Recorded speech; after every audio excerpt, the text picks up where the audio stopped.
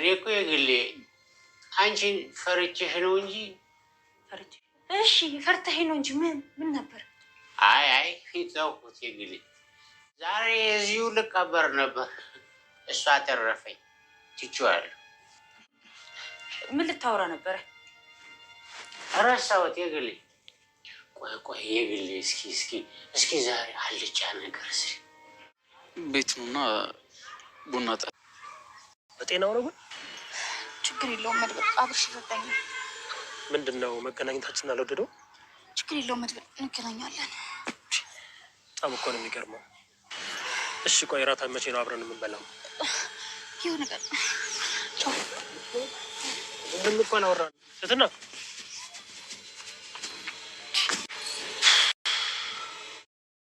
በጨካኞችና በወንጀለኞች የምትሳደደው ትትና ዛሬም ስደቷ እንደቀጠለ ነው።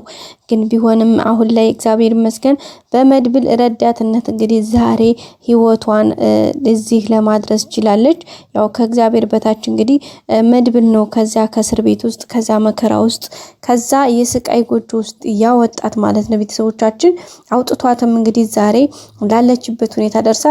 አሁን ደግሞ ያንን ሁሉ መከራ ያንን ሁሉ ስደት ያን ሁሉ ነገር አልፋ ዛሬ የራሷን ህይወት ለመጀመር ፍቅር የሚባለውን ነገር ለመስማት ለማዳመጥ በቃ ራሷን ለማዳመጥ ሴትነቷን በቃ ሴት ልጅ ነኝ ከጎኔ አካሌን ወይም ደግሞ ሰው ያስፈልገኛል ራሴን መመርመር አለብኝ ብላ ያሰበችው እንግዲህ ትትና ዛሬ ላይ ቆም ብላ ወደ ራሷን ታስብ እንደስከ ዛሬ ሞት ይሆን ነገ ሞት ይሆን ዛሬ አበቃልኝ ይሆን በቃ የተለያየ አይነት ሐሳብና ጭንቀት ውስጥ ነበር የምትገኘው።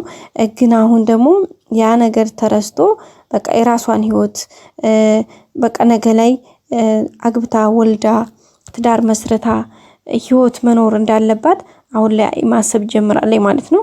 ያንን ካሰበች ጀምሮ እንግዲህ ያሳረፏት ልጆችና አብርሽና ጓደኞቹ እነሱ ጋር አሪፍ ላይ ነው የምትገኘው።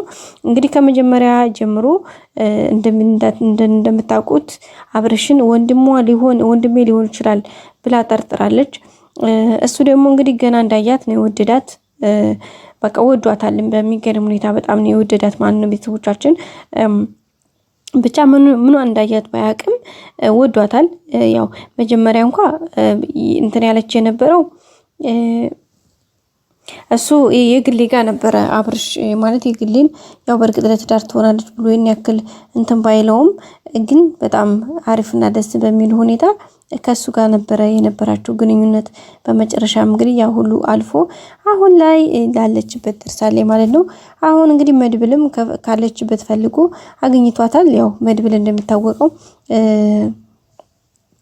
እንደሚታወቀው መድብል የመጀመሪያ ያስወጣት እሱ ነው።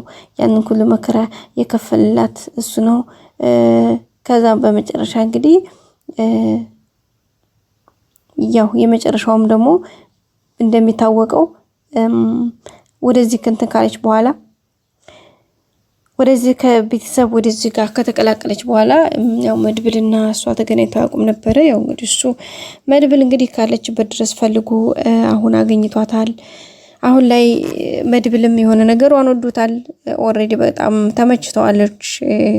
በቃ ብዙ ነገሯን ወዶላታልና ያው ያለው አሁንም ጠጋ ከሷ ጋር ነው ማለት ነው። ቤተሰቦቻችን መድብል እንዲያገኛት ይፈቅዳል። እሷን በርግጥ ማግኘት ፈልጋለች ማለት ወንድነቱን በቃ ሁሉ ነገሩን ትወድለታለች። የሚገርማችሁና በዛም አማካኝነት እንግዲህ ያው በተደጋጋሚ እየተገናኙ ነው ያሉት። ግን ያው ቢገናኙም ያው እስካሁኑ ምንም አይነት እንትን የለም። መድብል ግን ብቻ የሆነ ነገር አመችተዋለች። ያው እሷን ቀስ ብሎ እንትን ለማለት እየለፋ ነው። መድብል ደግሞ በጣም ጀግና ጎበዝ ነው። እሷ ያው ትትና እንደምታውቀው ለሶስቱም ተመሳሳይ ጥያቄ አቅርባ ነበር ባለፈው ክፍል። ያው ከሶስቱም እንግዲህ ጥያቄው የመለሰላት ትክክለኛዋን እሷ ወይም የልቧን የምፈልገውን ጥያቄ የመለሰላት ገለሞ ብቻ ነው። አብርሽም ያው የተወሰነ ሞክራለሁ ግን አገባለሁ ምክንያቱም ልጅ መውለድ ስላለብኝ አላት። መድብልንም ስትጠይቀው እንግዲህ አይ አገባለሁኝ ነው ያላት። እሱም ቢሆን ማለት ምክንያቱም ወይም ደግሞ ግዴታ መፈታት አይጠበቅባትም። እቤት ውስጥ ሆና ከሌላ ሴት ልጅ ወልጅ እንዳመጣ ፈቃድ ከሰጠችኝ ኦኬ ችግር የለውም ግዴታ መውጣትም አይጠበቅባትም ባትወጣም ችግር የለውም ነው ያለው ማለት ነው። እና ያው እንግዲህ በዛ መልኩ ነው እየቀጠሉ የሚገኙት። ግን እስካሁን ምንም አይነት ነገር የለም ማለት ነው ቤተሰቦቻችን። ስለዚህ በጣም ነው የደበራት በተለይ መድብል እንደዛ ሲላት፣ ምክንያቱም ከመድብል የጠበቀችው እሱን አልነበረም። እውነታውን ንገረኝ ነው ያለችው። ግን ያው ስለ እውነታውን ስላላት ያው ነግሯታል ማለት ነው። ሲቀጥል ደግሞ ቆይ መውለድ አትችይም እንዴ ምናምን ሲላት፣ አይ እንደው ዝም ብዬ ነው እንጂ እንደዛማ እንኳን አይደለም ምናምን ብላ ነው እንግዲህ የጠየቀችው። ጥያቄዋን እንግዲህ የጠየቀችበት ምን ምክንያት ኑሯት ነው የምናውቀው ነገር የለም እውነት ለመናገር። ግን ዝሮ ለጥያቄዋ ፍቅር እስከ መቃብሩ ልጅ እስካገባው ድረስ እሷ ማለት አካሌ ናት። ስለዚህ በሆነ ጥቅም እንትን ምላ ሴት የምትሆን አይደለችም ብሎ የመለሰላት እንግዲህ ገልሙ ነው። ስለዚህ ከገልሙ ውጭ ሌሎቻቸው ምንም አይነት ማስተማመኛ ወይም ደግሞ የሰጧት መልካም ማረጋገጫ ሀሳብ የለም ማለት ነው ቤተሰቦቻችን።